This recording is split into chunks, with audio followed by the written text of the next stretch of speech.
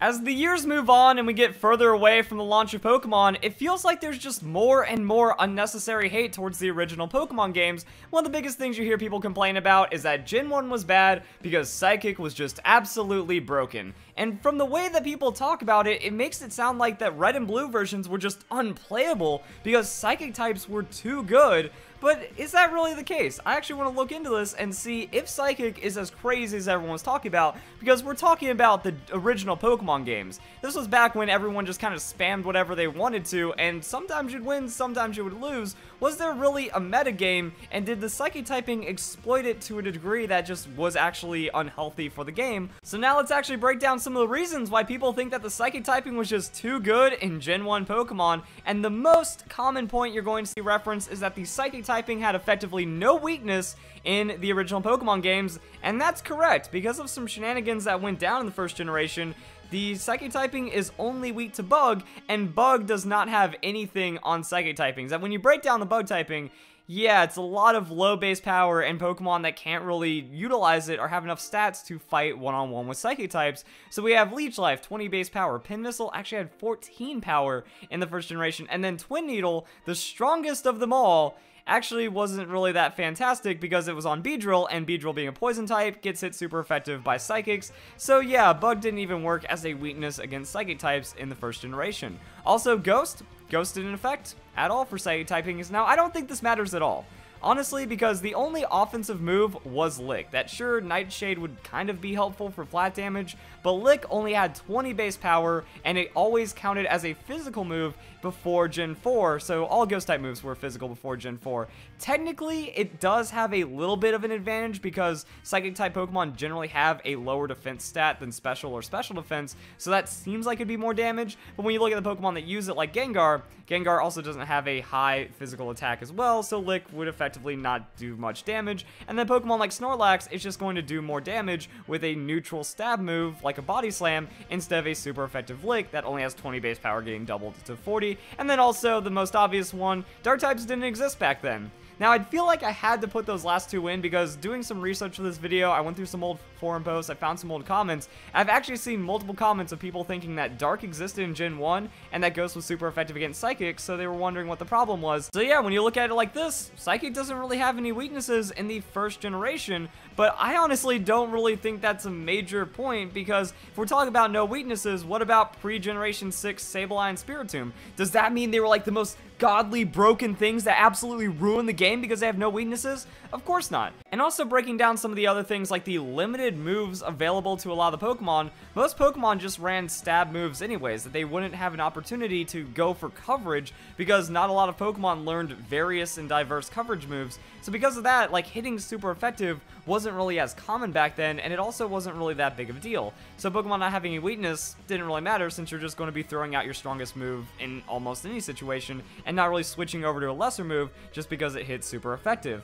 Now let's actually look at the 3 Pokemon that don't even have a weakness anyways. That's like, oh, Psychic's good because it doesn't have a weakness. Well, there's only 3 mono Psychic type Pokemon because we're not counting Mew and Mewtwo since they are restricted legendaries. But hey, look at that. We have Hypno, which wasn't really that great. We have Mr. Mime, which really wasn't that great either. And that leaves us with just Alakazam. And just because Alakazam was one of the best Pokemon first generation doesn't mean it's like, oh, see, right there, we have one of the best Pokemon, therefore Psychic's the most amazing thing ever. But it just kind of shows like, all right, it's pretty much only Alakazam, and then Psychic shows to be a little bit of a hindrance as well because Alakazam has virtually no move pool. Pretty much, you're just going to run Psychic as an offensive move, you're going to recover when you take damage, and then you might have a little bit of tech that doesn't really matter in the long run, so you're just going to be spamming down Psychic and then hoping your opponent dies. I think that that's kind of one of the biggest reasons why people might think that the Psychic is overpowered. It's mostly because of one Pokemon, Alakazam, and because of the simplicity of people battling back in the first generation. That because of Psychic not being resisted by anything except for Psychic in the first generation,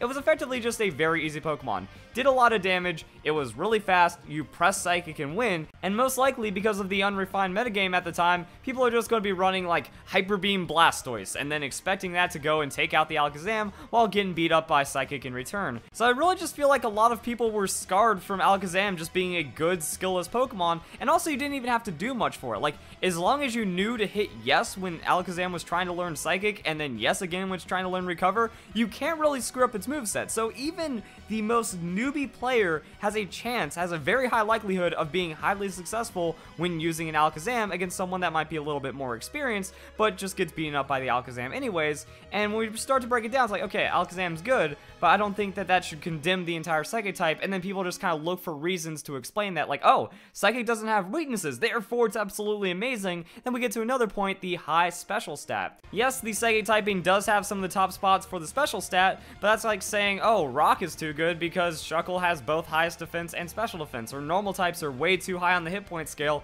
therefore it's really good. You have to take the other stats into consideration, and even when you break it down, there's still a lot of other typings that have a high special stat that are balanced in different ways, such as the electric and water types. Electric and water Pokemon, they do pretty well on that special stat as well, and because of the nature of special, you know, people say, oh, with special working in Psychic's favor so much, it makes it really hard for other attackers to do damage because it counts as both special attack and special defense, and then a lot of physical attackers had a low amount of special, therefore it was hard to retaliate the weakness of Psychic types. We're going to break that down a bit, but really it goes both ways, that a Pokemon that's a water type or an electric type, or something with another high special that's responding to a Psychic type Pokemon is going to be able to resist them, and then most likely take less percentage damage, because when we look at some of the other Pokemon, they just have higher hit points or higher overall tankiness in response, because that's how the balance ends up playing out. Low speed, higher hit points, and then a solid special stat is still going to be solid for Pokemon that aren't Psychic. So it's really just more of an issue with the special stat, because it's not like exclusively Psychic that has control of all the awesome specialness, and again, remember, it doesn't even have that great of coverage, so when we look at other typings like Fire, Electric, Water, that were exclusively special, Ice, you know, all the other ones, Electric and all that, that were exclusively special, because of that, everything got to utilize this about equally, so I don't see it being an advantage for Psychic that ends up breaking the game. And then when you look at the balance behind it, I feel it's actually one of the most interesting aspects of balance. That the more you look into the base stats, the more it seems like Game Freak was attempting balance. Now, just because they attempted and failed balance doesn't mean that they've screwed up and that the game's bad because of it. Pretty much every competitive game struggles with balance constantly, that it's impossible to find that perfect mix of balance. That's why we have patches and game updates and stuff. But it seems like there was an attempt here. It wasn't just like Psychic being mindlessly busted and hurting the game because of it. You look at Alakazam. Alakazam was created as that glass cannon sweeper. It's a very high speed Pokemon, very high special Pokemon, and it's there to do damage. But in return, has low hit points, has low defense, has low attack. It actually turns out to be the 44th ranked Pokemon for base stat total, and it turns out to be good. We also see this throughout the rest of Pokemon. Some Pokemon with lower base stat totals, they just have those really good stats or movesets or abilities that end up actually pushing them over the edge, and even then, Hypno's only 40th, and the only other one above them is going to be Starmie at 16th. So Psychic types don't even like command amazing spots with that special stat. That's just kind of the breakdown of the special stat in general. Now, some people will also say, well, because of Alakazam and all those high special stats being too strong, it just kind of rips through in one shots or two shots every Pokemon. That's not even true. Let's take something like Onix. Onix has a very low hit point and a very low special stat. Probably one of the lowest combined for a fully evolved Pokemon, and Alakazam can't even one-hit KO it. Also, Onix has a very low attack and can still put down some moderate damage on Alakazam in return. Now, I'm not trying to use Onix as any kind of way of countering or showing it against Alakazam, but showing that the damage back then, even with a 135 special attacking a low special defense Pokemon, wasn't really that bad. So you can get really good revenge damage onto an Alakazam and find those sweet revenge KOs as well. And then looking at another matchup, let's have a Pokemon like the Zapdos. This is just kind of showing that the lesser special stat but higher hit points means that it still just does more damage in a lot of situations. Alakazam with Psychic only does a 4-hit KO against the Zapdos, but Zapdos has more with that Drill Peck. Also, depending on like the situations that you're getting yourself into, if Alakazam gets status at any point, it's going to be a lot less useful because now it's just a high special Pokemon, but low speed and low defense and low hit points. And that really doesn't work out for the Alakazam. So there are ways of shutting it down, and that just kind of like carries across for all the Psychic types. Since people kind of hold Alakazam as the Pokemon that best represents why Psychic is so broken, showing these weaknesses just kind of helps level it out. Like, yeah, Psychic's good, but I don't think it's a super broken thing that people keep talking about. And then when we go into non-Alakazam Pokemon, it just gets worse from there, because, alright, we have lowish defense, low hit points on Pokemon like Mr. Mime, a more leveled out special. So yeah, it really looks like the Psychic type is absolutely broken with the amount of damage that Mr. Mime is putting out with its strongest move, and also having a limited moveset for itself. and even going more into the stats. So people say that, yo, the special stat was broken, that's why it had to be split up into special attack and special defense, because psychic types were just way too good with that. Well, if we look at Pokemon like Jinx, Slowbro, and Mr. Mime, they actually received buffs going into the second generation. So Mr. Mime gained 20 points in special defense off of the split. We also have Pokemon like Slowbro, which ended up gaining 20 to the special attack, and Jinx gaining 20 on its special attack as well. So if the special stat on Psychic type Pokemon was so good and so broken, then why is it that 3 out of the 7 Psychic types from the first generation ended up getting buffed on that special split, if it's just supposed to be that their special stat was way too good? Now, I will admit one thing for the Psychic typing, that Amnesia is just a ridiculous move. That because of how special worked, again, this is more just like the issue with special that ended up getting fixed, but also was, like, just because it got fixed doesn't mean that the special stat made Gen 1 terrible as well. That there was a lot of really interesting mechanics that factored into how you could play around special and the way that some of the moves worked back then. I honestly feel like you can't use Amnesia in the Psychic type being overpowered argument just because it's a status move that happens to be a Psychic typing. We've seen with many of the status moves in the game, especially the normal typing. The normal typing has a lot of different status moves that do all kinds of different things. I feel that the type is irrelevant when it comes to status moves because, like most non-normal type Pokemon that learn a status move, can learn a varied amount of normal type status moves, and there's even Pokemon future generations that get Amnesia that aren't a Psychic typing. So I feel that, you know, if Psychic didn't exist, Amnesia would still exist and just be a different typing and still be absolutely broken. So I wanted to address that because I've actually seen people say stuff like that. It again just factors into how special worked, but again, I feel special, it was balanced. It wasn't like this super broken thing because you could still use Pokemon from both sides, and then you had to factor in like special versus physical and defense and stuff. It made things pretty interesting. So let's talk about some of the other problems that are with the Psychic typing. I'm going to say that the move Psychic is a big problem in the original games because it has 10 PP, max of 16, and like I showed for Alakazam, Mr. Mime, Hypno, a lot of the Pokemon, that's your bread and butter move. If you can't use it anymore, then you really don't have much for the moveset, and now you're just a frail Pokemon that can't exploit that high special stat, and then you get blown up by something physical, and you're not going to have a good time. So those could actually get stalled out by Pokemon that had recovery options, or just really tanky Pokemon like the Chansey. Chansey can come in, use Soft Boiled, and even if there was a special defense drop or a special stat drop from that Psychic usage, Chansey could still tank it a little and then end up switching out, which is going to refresh that, and then switch back in and then still PP stall. So it's very possible to PP stall through Psychic if you are ready for it. So the limited moveset coverage on Psychic types, I say, does kind of hinder its ability. That's what we get into Starmie. Starmie, again, I think it's just like Starmie and Alakazam are good. That doesn't mean that the Psychic typing was too strong because, okay, Starmie is a water type, which means that it has weaknesses like grass and electric that you can use against it, despite Psychic itself not having any weaknesses. And then Starmie is just one of those outliers that can learn 4 different moves that worked with its stat. You know, we didn't see that often back then. A lot of Pokemon, if they had 4 different moves in their moveset, some of them would be special, some of them would be physical, and it really wouldn't work with that Pokemon at all. We have Starmie coming in that could learn Ice Beam or Blizzard. Blizzard was amazing. 90% accuracy, still on 120 base power. That was ridiculous. Come in with Blizzard, Surf, Thunderbolt, and then have Psychic on the side, and that was really good. So again, I think it's just the unnatural coverage that Starmie had that made it good, more so than the actual Psychic typing making Starmie good. Also, Starmie, as a Psychic type, resists Psychic type Pokemon, and then has coverage outside the Psychic, so it does have an edge against other Psychic types right there. And then I'm just going to say status, kind of hinted on it earlier, that if you can just status a Psychic type Pokemon, they don't really have many ways of dealing with that, and because of their frailty, you